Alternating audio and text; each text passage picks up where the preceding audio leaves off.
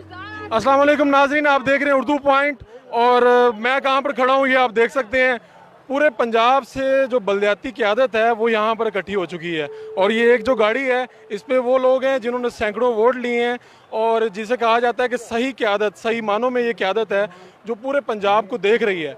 और ये लोग क्यों आए हैं और इतने लोगों को साथ भी लेकर क्यों आए हैं, इनसे पूछते हैं। पहले तो मैडम आप बताएं, इतनी दूर से और इतना वफद वगैरह लेके लोग लेके क्यों आए हुए हैं? बिस्मिल्लाहिर्रहमानिर्रहीम। मैं लोकल काउंसिल एसोसिएशन की प्रेसिडेंट हूँ पंजाब की, और टोबा टेक सिंह डिस्ट्रिक्ट की मैं डिस्ट्रिक्ट चेयरपर्सन भी हूँ।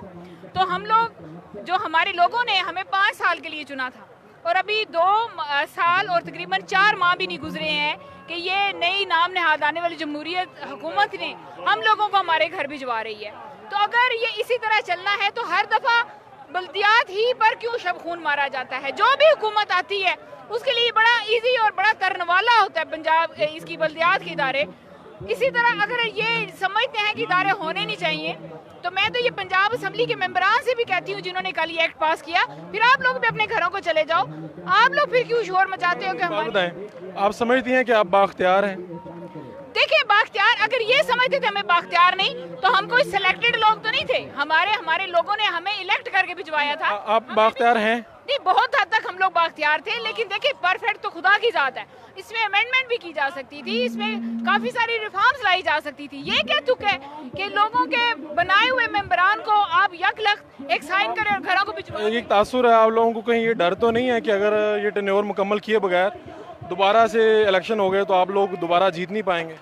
पीटीआई ने काम ही ऐसे अच्छे कर दिए। इस तरह से अगर यही डर, अगर ये इस तरह की कोई लॉजिक रखनी है तो फिर ये एमएनए और एमपीएस को भी घरों में भिजवा दें। नहीं, बात असूल की है, बात जमहूरी इक़्तिदार की है कि जब हमारी टेन्योर मुकम्मल है, बलोचिस्तान ने टेन्योर मुकम्मल की, केपी की बलोचिस्तान अगस्त में ख़त्म होने वाली है, हमारे साथ ही जुल्म क्यों किया जा रहा है? हमने जो जंग की आवाज़ है उनको सुनाते हैं आपको। बाबर साहब, जंग से आए हैं आप और शदीद एहतजाज, कितनी देर तक एहतजाज कर सकते हैं अपने मुतालबात के लिए? बिस्मिल्लाहिर्रहमानिर्रहीम। मैं आपका नया शुक्रगुज़ार हूँ कि आपके चैनल ने हमें यहाँ पे लाइव लिया। तो मैं ये आज बल्दियाती अपने नुमाइंदगान के साथ यहाँ पे मौजूद हूँ। मैं एज ए सिंधिया नायब सदर लोकल काउंसिल एसोसिएशन जो हमारी नुमाइंदा तंजीम है उसकी हैसियत से यहाँ पे इनके साथ एहतजाज में शामिल हूँ। और मैं ये समझता हूँ कि जो मौजूदा हुकूमत है उसको चाहिए कि ये इनका जो हक है, ये मैंडेट है 5 साल के लिए जो पंजाब की आवाम ने इनको दिया है, इनको मुंतखब किया है, और ये इलेक्शन का इनकाद भी सुप्रीम कोर्ट ऑफ पाकिस्तान के हुक्म पे हुआ था, तो उसका हुक्म की भी जो है वो लाज रखी जाए और पंजाब के अवाम के मैंडेट की भी लाज रखी जाए। अच्छा, मैं बावलपुर से भी मुखातिब होना चाहता हूँ। आप बताएं बावलपुर के लोग क्या सोच रहे हैं जब बल्दियात के ऊपर इस तरह से शब खून मारने की तैयारी की जा रही है, तो बावलपुर के लोग क्या सोच रहे हैं? आप उनके नुमाइंदे। जी बिस्मिल्लाहिर्रहमानिर्रहीम। मैं चेयरमैन बहावलपुर जिला कौंसल बोल रहा हूँ। गुजारिश यह है कि बहावलपुर के बल्दियात भी यही सोच रहे हैं कि हमारे बल्दियात को इज्जत दो और इनका जो टेन्योर है उसको मुकम्मल कराएं। और इसमें कोई पीटीआई नहीं है, कोई और जमात नहीं है, सिर्फ बल्दियात ही है, सब एक जमात है और एक जमात के साए तले खड़े हैं हमें, और हमें जो सपोर्ट कर रही है जमात वही हमारी जमात। सरगोदा से भी राय ले लेते हैं।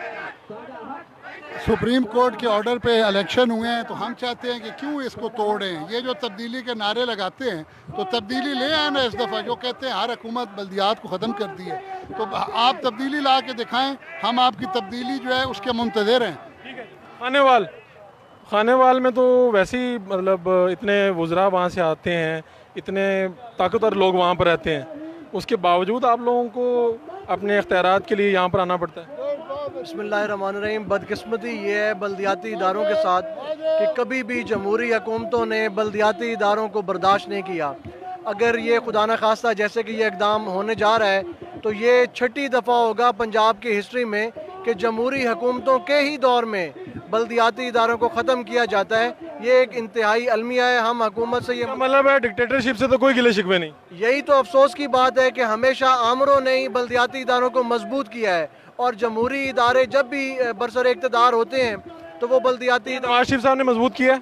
किसी भी जमहूरी हुकूमत ने नहीं किया। उन्होंने भी आते ही इलेक्शन नहीं करवाए थे बल्दियाती के, पीपल्स पार्टी ने नहीं करवाए, और आज वही रवैया। गिले शिकवे किए हैं मियाँ साहब से, उनके किसी कार्य खास से, ये वाले?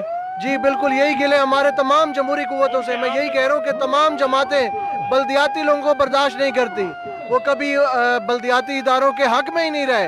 ये सिर्फ ये ऐसे नारेबाजी है, इदारों को कोई मजबूत नहीं करता। नवानी साहब, बक्कर से आप आए हैं, इतनी दूर वाक़या बक्कर, बेशुमार महरूमी हैं, ऊपर से ये भी मसाइल जो आप अभी आज बयान करने आए हैं। बिस्मिल्लाहिर्रहमानिर्रहीम।